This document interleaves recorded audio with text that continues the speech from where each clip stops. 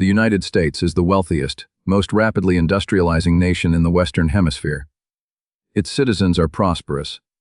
Its cities are growing. To the average man on the street, the idea that the country would cease to exist in 12 months was laughable. It was impossible. But beneath the surface, the math had already turned. The cycle had already finished. They were sleepwalking into a slaughterhouse. We like to think that civil wars are random explosions of violence. Chaos that happens, over there, in developing nations or failed states. We tell ourselves that it can't happen here. Not in the 21st century. Not with this much wealth, this much technology, and this much comfort. But history tells us a different story. And more importantly, political science tells us a different story. Civil war is not random. It is a structure. It is a mathematical cycle that repeats with terrifying precision. From the fall of the Roman Republic to the Spanish Civil War of the 1930s, to the collapse of Yugoslavia in the 1990s. The pattern is always the same. CIA task forces and historians have identified exactly 5 stages that every democracy goes through before it collapses into violence. It is a roadmap to disaster. Stage 1 polarization. Stage 20, loss of legitimacy. Stage 30, dehumanization. Stage 40, low-level violence. Stage 50, the break. For the last decade, you have felt something is wrong. You've felt the tension rising. You've watched the news and thought, this can't go on forever. You were right. The United States has quietly, methodically completed the first 3 stages. We have now breached the threshold of Stage 4. And the data shows that once a nation enters Stage 4, it rarely turns back. The fuse is already burning. The only question left is, how long is the fuse? Before we walk through the stages, we have to understand why this is happening. Why now? For decades, intelligence agencies used a predictive model called the polity score. It rates every country on Earth on a scale from -10 to +10. -10 is a total dictatorship, like North Korea or Saudi Arabia. +10 is a full, open democracy, like Norway or Switzerland. Here is the counterintuitive truth. The safest place to be is at the ends of the spectrum. Dictatorships are stable because the state is powerful enough to crush any dissent. Full democracies are stable because the state is open enough to give dissent a voice. In both cases, the government has a monopoly on power. But the danger zone is in the middle. The experts refer to it as anocracy. An anocracy is a partial democracy. It's a state that has elections, but the institutions are weak. It has a constitution, but the rules are ignored. It is a mix of democratic volatility and authoritarian tactics. When a country falls into this middle zone, the anocracy zone, the risk of civil war doesn't just double. It increases by 300%. In 1850, the United States drifted into this zone. The institutions were unable to resolve the slavery debate. The compromises failed. 10 years later, 600,000 men were dead.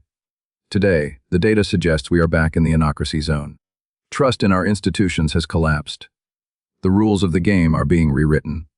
And this shift into the danger zone is what triggers the 5-stage cycle. It starts slowly. It starts with how we live. Stage 1 is polarization. But this isn't just about people disagreeing on taxes or healthcare. That is normal politics. Stage 1 polarization is about identity. It is called the Great Sorting. 50 years ago, the American political map was a blend. You had conservative Democrats and liberal Republicans.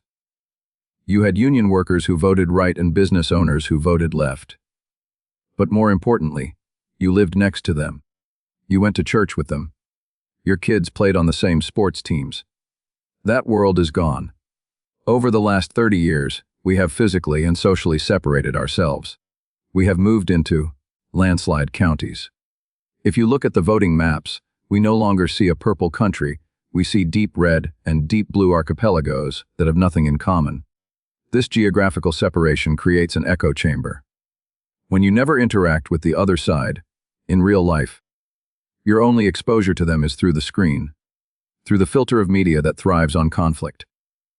This creates a phenomenon known as identity politics. Your political party is no longer just a tool to vote. It becomes your tribe. It becomes your religion. If you are on the right, the left isn't just wrong about tax policy. They are an existential threat to your way of life. If you are on the left, the right isn't just conservative. They are a danger to democracy itself. When politics shifts from policy to identity, compromise becomes impossible. You can compromise on a tax rate. You cannot compromise on your identity. This is exactly what happened in Spain in the 1930s. The country split into two distinct realities: the Catholics and monarchists on one side, the socialists and anarchists on the other. They stopped speaking the same language. They stopped sharing the same reality. We are currently living in two different versions of America. And when two populations share the same borders, but live in different realities, the friction produces heat. That heat leads us to stage 2. Stage 2 is the death of the referee. In any game, whether it's football or democracy, the game only works if both teams trust the referees. You might hate a bad call, but you accept the authority of the official. Because if you don't, the game stops and a fight breaks out. In a democracy, the referees are the institutions, the Supreme Court, the FBI, the Justice Department, the electoral commissions, the media. Stage 2 begins when the citizens stop believing the referees are neutral. Look at the polling data. Trust in the U.S. Supreme Court has hit historic lows. Half the country believes it is an illegitimate tool of the far right. Trust in the FBI has cratered on the other side, with millions believing it is a weaponized tool of the left to hunt political opponents. Trust in the media. It's virtually non-existent. When the institutions lose legitimacy, the rule of democracy stop mattering. If you believe the Supreme Court is rigged, why should you obey its rulings? If you believe the election was stolen, why should you accept the result? If you believe the FBI is corrupt, why should you follow the law? This creates a feedback loop of destruction. One side breaks a norm to get an advantage. Filibusters, executive orders, court, packing talk. The other side sees this as cheating and retaliates by breaking a bigger norm. It is a race to the bottom. We saw this in the Roman Republic. It wasn't one day of violence that killed Rome. It was a century of politicians breaking the norms. Of the Senate. They started using the mob to intimidate voters. They started using the courts to bankrupt their enemies. By the time Caesar crossed the Rubicon, the Republic was already dead. The people had already lost faith that the system could solve their problems. When the people lose faith in the ballot box, they naturally turn to the ammo box. But before they can pull the trigger, they have to overcome a psychological barrier. That brings us to stage 3. Stage 3 is the most dangerous psychological shift a society can go through. It is dehumanization. Human beings have a natural aversion to killing. It is hardwired into our biology. To get a population ready for violence, you have to bypass that biological safety switch. You have to convince them that the other side is not human. Listen to the language being used in American politics today. It has shifted. 10 years ago, opponents were called misguided or wrong. Today they are called traitors, vermin, a disease, enemies of the state. This is not just rhetoric. It is a psychological weapon. When you label a group as an existential threat, you are giving yourself moral permission to do anything to stop them. If your opponent is just wrong, you debate them. But if your opponent is evil, if they are destroying the country, then debating them is weak. Defeating them is a moral necessity. This is accelerated by the algorithm. Social media platforms are designed to maximize engagement, and the emotion that drives the most engagement is outrage. The algorithm knows that if it shows you a reasonable argument from the other side, you will scroll past. But if it shows you the most extreme, crazy, hateful version of the other side, you will click. You will comment. You will share. We are being fed a diet of dehumanization. We are being trained, day by day, to view our neighbors not as fellow citizens, but as obstacles to our survival. In Rwanda, before the violence started, the radio stations spent months referring to the opposition as cockroaches. In Bosnia, neighbors who had lived side by side for decades were told that the family across the street was planning to kill them. Once the dehumanization phase is complete, the taboo against violence evaporates. The wood is dry. The petrol is poured. All that is missing is the spark. This brings us to where we are right now. Stage 4. Stage 4 is low-level violence. It is the transition from Cold War to Hot War. This doesn't look like armies marching yet. It looks like the normalization of political violence. It looks like an assassination attempt on a political leader. It looks like violent riots in the streets where buildings burn and people die.